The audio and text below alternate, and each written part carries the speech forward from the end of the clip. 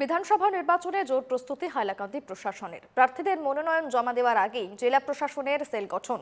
নির্বাচনী দায়িত্ব পালনে ব্যস্ত প্রশাসনের কর্মকর্তারা। দক্ষিণ হাইলাকান্দি দুর্গম এলাকা পরিদর্শনে জেনারেল অবজারভার। গেন্দাছড়া এবং বাংলাবাসা গ্রামে পৌঁছলেন বীরা পান্ডিয়ন। প্রশাসনিক আধিকারিকদের বৈঠক সেরে তিনি সরেজমিনে পরিদর্শনে যান।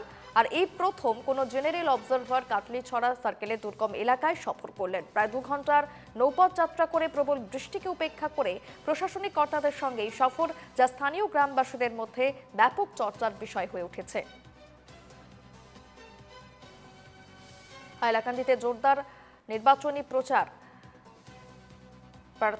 প্রার্থীদের মনোনয়ন জমা দেওয়ার আগে জেলা প্রশাসনের সেল গঠন হয়েছে এবং নির্বাচনী দায়িত্ব পালনে ব্যস্ত প্রশাসনের কর্মকর্তারা।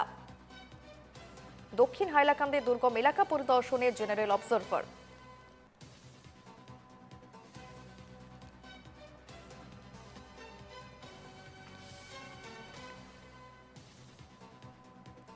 প্রতিনিধি মৃন্ময় শর্মা আমার সঙ্গে রয়েছেন ফোন লাইনে।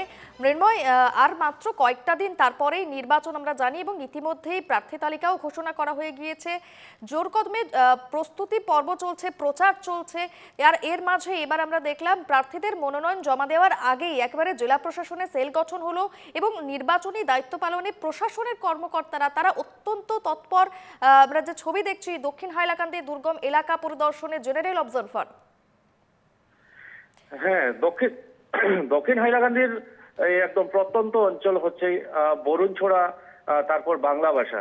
হ্যাঁ, দেখা যাচ্ছে যে একদম মনোনয়নপত্র জমা দেওয়ার মানে একদম ঠিক আগ মুহূর্তেই এই জেনারেল অবজারভার ভিজিট করছেন এই দুর্গম স্থানগুলিতে। সঙ্গে রয়েছেন কাটলিছড়ার সার্কেল অফিসার গৌতম ভাস্কর এবং কাটলিছড়া থানার ওসি রূপম নাথ সহ সেক্টর অফিসার এবং বিএলও সহ অন্যান্য কর্মীদেরকে সঙ্গে নিয়ে উনি এই যে নৌকা যুগে একদম দুর্গম স্থানগুলো পরিদর্শন করেছেন, যাতে সুষ্ঠু এবং সুন্দরভাবে এই নির্বাচন সম্পন্ন হয়। এবং প্রশাসনের তৎপরতা ইঙ্গিত দিচ্ছে যে আসন্ন নির্বাচনের এই প্রত্যন্ত অঞ্চলগুলিতেও সুষ্ঠু ও শান্তিপূর্ণ ভোট গ্রহণ হবে। এছাড়াও এই যে দুর্গম অঞ্চলে এবার প্রথমবারের মতো জেনারেল অবজারভার ভিজিট করেছেন, তা থেকে একটা জিনিস স্পষ্ট বোঝা যাচ্ছে যে এবারের নির্বাচন সুষ্ঠু এবং সুন্দরভাবে করতে একদম এবং ভোট গ্রহণ সুন্দর এবং সুষ্ঠুভাবে করতে একদম বদ্ধপরিকর হাইলাকান্দি জেলা প্রশাসন। একেবারেই ধন্যবাদ মৃন্ময়। প্রতিনিধি মৃন্ময় শর্মা আমার সঙ্গে ছিলেন ফোন লাইনে।